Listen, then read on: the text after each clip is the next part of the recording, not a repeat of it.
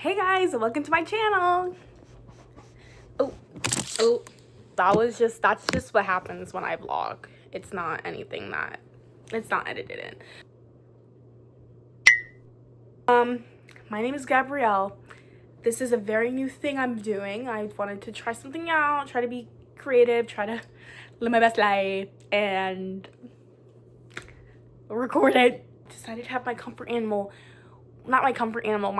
stuffed animal with me today because we're going to be talking about something that is not fun, but it needs to be discussed, especially within this Gen Z community and social media people. It's social media addiction, and I'm coming to you as someone who has experienced this firsthand very recently and decided to actually put her foot down and put recovery into action. So 8 hours, and I took screenshots. 8 hours was my screen time, my average screen time just a couple weeks ago, and the culprit was social media.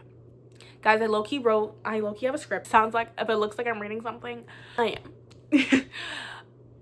And in this day and age, I feel like majority of my generation is aware of their screen time and how often they spend on social media, like TikTok or Instagram, but a lot of people fail to address it within themselves, and that's where the denial of having a social media addiction comes into play.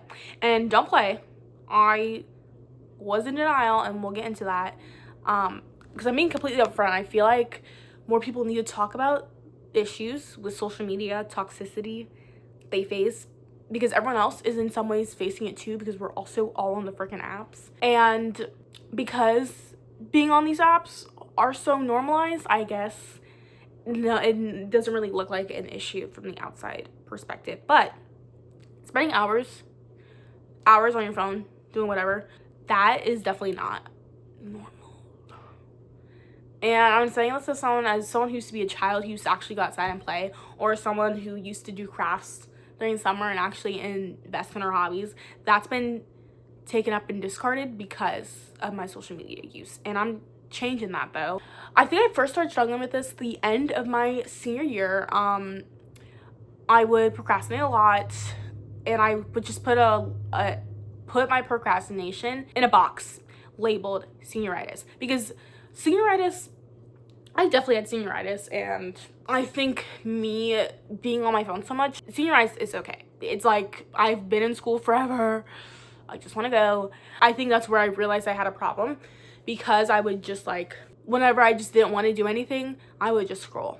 And I still passed, still had a 4.0, still got into college, still did my supplements, but definitely towards the end of my year, I was just so over it. And then going into my freshman year of college, just finished up. Maybe a sophomore. Going into my freshman year of college, I locked the freak in, especially first semester. If you're going into college soon, everyone says this, everyone on the whole planet says this, your freshman year, fall semester of college, never take that into granted. Truly, that is where magic happened. That is where I met my friends. That is where I socialized. That is where I looked amazing, because I was tan, I was skinny before the dining hall food hit. Like, I was like literally vibing it up, and I miss it every single day. I miss it. But comeback season. Freshman year of college, I locked the freak in. I was getting my schoolwork done on time. I had time for extracurriculars. I had time to spend time with my friends. And I still, though, was procrastinating. And especially second semester, when it was cold and disgusting and seasonal depression kicked in, that is when I was really delaying my task to my daily task. Not daily task, but even just my things I had to do. Delaying it to an extreme amount. Dangerously extreme. In college, if you guys have this problem, college is not the place where you should waste time at all. Going to my second year, mama's getting stuff done. Like, I'm locking the freak in. You only get 4 years, sometimes 3, sometimes 5, to really hone your skills and your responsibilities. Don't waste it. Don't be playing around about some boy. Don't spend time with the wrong group of people. Just don't waste your time. Anyway, yeah, and because college was just an adjustment, I found myself feeling depressed or just overwhelmed, and then I would doom scroll in order to it was a source of comfort. Whenever I would feel just a powerful negative emotion, I would just go to doom scrolling instead of facing it head on, which is a problem. But because of this buildup of emotions I would have these mini breakdowns of feeling worthless because I couldn't get my stuff done on time, because I just couldn't start things. And it was all because of my social media, especially TikTok. It was really all because of my TikTok, because I was not really on Instagram, but it was all because of my TikTok. And I knew she had to go. And unfortunately, I didn't realize how much social media negatively impacted me until I got rid of it. One of my good friends, Sophia, she deleted all her social media. I remember I was sending her reels and things, and I was like, girl, why aren't you responding? And she was like, I deleted it because I was procrastinating. It just got in the way of my goals. And I was like, okay, period. And I was thinking about it. I was like, well, even if I delete mine, I'm still gonna procrastinate. So I just didn't see a point in deleting it. The night I decided to change my habits, I remember I was literally just scrolling, and I was like, wait a minute, I need to go to bed, and I need to wake up and have the energy to go about my day and not stay in this loop. And I just deleted it like there. I was like, babe, I'm done. And that was Sunday, April 16th. And it's currently Friday, May 15th. So I'm almost a month TikTok free. Can we clap? Can we get a clap? I'm proud of myself. After deleting, I was like, okay, was I really procrastinating? Or was I consistently just trying to chase short dopamine rushes to avoid confronting my emotions I was actively facing? And two things can be true at once, and two things were true at once. Thank you. I didn't feel much because, like I said, I still had Instagram, and that was the problem. Because I soft launched me quitting social media. Because I truly don't think I could have done it cold turkey. Not to be dramatic, I think I would have died. Or went crazy. Or both. So instead of my primary outlet being TikTok, it turned into Instagram. And I wasn't really on Instagram at all before this. I would really only be there to be aesthetic, repost things, stay more informed about the world, because Instagram has a lot of good resources. Check up on my peers kind of too, because all my school folks are on my Instagram. No one's really on my TikTok. I wasn't really doom scrolling on Reels ever because I didn't like the format of Reels. It kind of pissed me off. So I hopped back on doom scrolling, but it was on Reels this time. And after a week about quitting TikTok, I was back with my old habits on Instagram. But you know how I said I had a screen time of 8 hours, but screen time went down to 6 hours. So, you know, a win is a win. 6 hours is still a lot, and I didn't need to be on my phone for that long because I wasn't even on my phone in the first place. Like, the only reason I would be on my phone is to scroll and not, like, actually answer text. So that was toxic of me. I kind of snapped into it, and I remember that the person I wanted to be, the future Gabrielle, is not staying up on her phone at 2 a.m. doom scrolling. No, she's in bed by like 12, 1 after a long day of grinding and hustling it out and working her butt off for the life she deserves. And getting up and doing it all over again. So when I pictured my future, I didn't picture the current version of Gabrielle, because the best version of myself couldn't be reached if this Gabrielle wasn't going to put in the effort and the work to change. So I deleted Instagram, and that was about 2 weeks ago, I think. And again, lucky my screen time is decreased now. It's down to 4 hours. And that was while I was in school, too. Also 4 hours, but I literally am on YouTube having videos in the back all the time. So really, it's like 2 hours. And now I have a true pros and cons list of deleting both TikTok and Instagram. So we're going to start with the cons. Missing funny trends. I really do miss it. I miss seeing a funny freaking video and just dying laughing and thinking about it and then laughing again.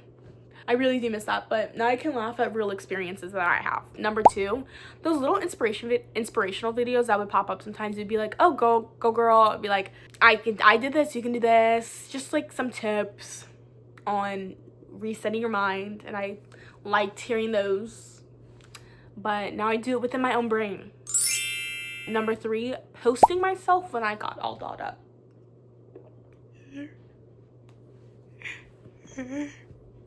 Number 4, posting on my fun accounts. Like, I have a spam account who, on my Instagram, alter ego, literally another version of me.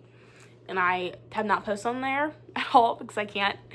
And then TikTok, I have a fun little like fan page. I'm gonna probably start posting clips from my YouTube to market myself more, but I post on there like fun fandom stuff. Can't do that anymore.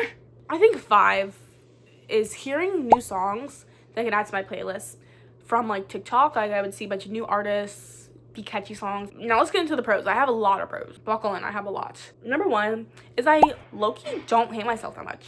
I don't know if this was even attached to social media, but I think it's attached to me not being in school anymore. I'm on summer break, so like I'm just living it up. We'll test this when I go back to school if these are really because I wasn't in school or just because I deleted social media. I start my daunting task sooner than I used to.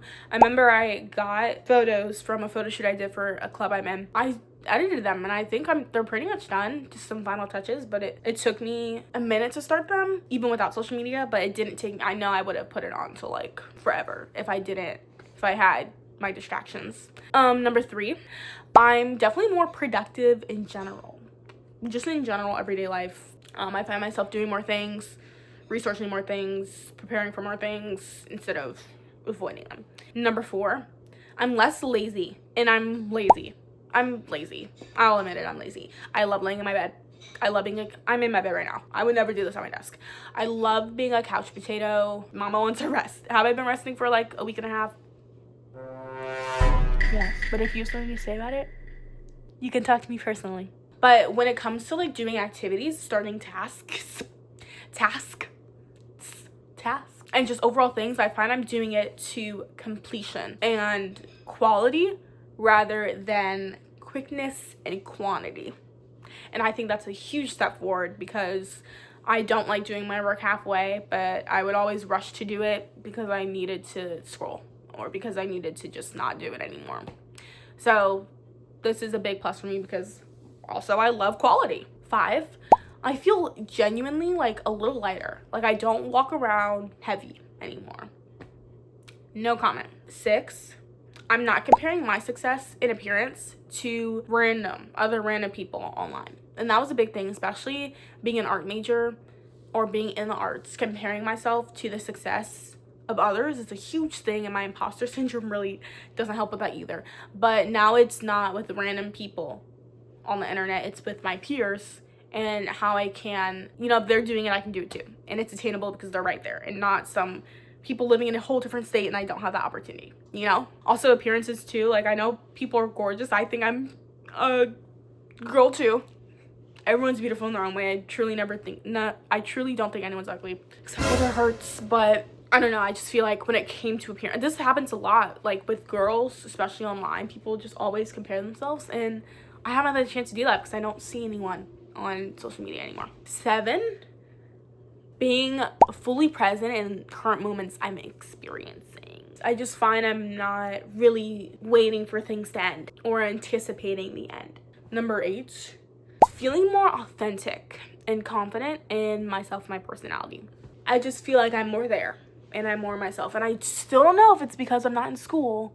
I definitely feel just better overall about me. 9, I use Google and Pinterest way more. Why I'm saying this is because I used to use TikTok especially as a web browser. Babes, that's not a web browser. You can find it on Google. And because I would look for stuff on TikTok, I was opinions-based. It's opinions-based. It was opinions based on other people and their experiences, not what I was looking for, which is general, diverse opinions and comments, Also, Pinterest. Oh, I love Pinterest. That is now like my low-key social media. I'm just scrolling through Pinterest, but it's not something that I can get addicted to or that can hinder my responsibilities. 10, I actually finish movies and TV shows. Not that I didn't before, but when I was watching shows, I was always distracted a little bit because of, I think that happens to a lot of people. They just like don't, ads come up and you just need to still be watching something, but I definitely have not been doing that anymore. I think it's because I'm not in school. But because I'm not in school, I have time to now watch some things. I caught up on Abbott Elementary, I think. I finished a whole anime show, Your Lie in April. I think next I'm gonna watch JJK. I've heard a lot of good things about it, and I want to watch more anime. I was watching The Boys, and I never had time to keep watching because episodes are so long. But now I only have one episode left of the whole show. I'm moving on to Gen V next. 11. I am bored, and I haven't been bored in a really long time. Your brain needs to rest. 12, and this is a big one. I'm not constantly being fear-mongered about my future and about the climate of the world. I am aware of issues going on currently, but it's not in a fear-mongering way. It's in an educating way and what I can do to solve it instead of worrying about it. And if we analyze this list, we can see that my cons were surface level stuff, while pros are more things like aiming to improve or address issues and overall benefit my mental well-being and quality of life in the long run. And with that being said, all my issues are not solved. Okay, I still go through moments where I'm like, dang, I kind of wish I could doom scroll, or I have been on TikTok a couple times, but it has not been on any apps. I've been on it on my web browser. I probably only have been on TikTok like 3 times on my web browser, and I just use it as like a, like mama needs to just check up, but I have not been aimlessly scrolling from these. I check Instagram on my web browser every day because I get messages from my friends on there, but it's not aimlessly scrolling. I don't really feel the need to anymore because I want to do other stuff. And I kind of feel like I'm slowly healing my brain to just be healthy because I don't want to be brain dead and I don't want to be functioning weirdly because of issues I had in my teens. Now, if you can relate to anything I'm saying when dealing with these feelings on these apps, I urge you to discuss the goals you have with yourself and think about what you need to change in order to benefit yourself. This is your life, so be selfish when it comes to self-improvement and self-care, because in some cases, you have to be selfish to protect your peace. I'm just saying. It's called selfish because self. Just ask yourself, why am I holding on to things that even remotely bring me harm and hinder my true potential? Because if you want to be somewhere, you got to be somewhere. You can't let distractions and short-term satisfactions distract you from what you want in the long run. Think about what is serving you in the life that you actually want to live. Do things that will bring you closer to a life you enjoy and a life you feel satisfied in and a life you feel like you can actually survive in. Just some food for thought, and that's all I have. I appreciate you guys listening to me talk about social media addiction. I feel like it's definitely something that needs to be addressed, or just more people need to share their experiences with it, because I feel like majority of people these days have an unhealthy relationship with it. So I hope you guys have an amazing rest of your day. Keep my food for thoughts, and I'll see you next time. Thank you for listening.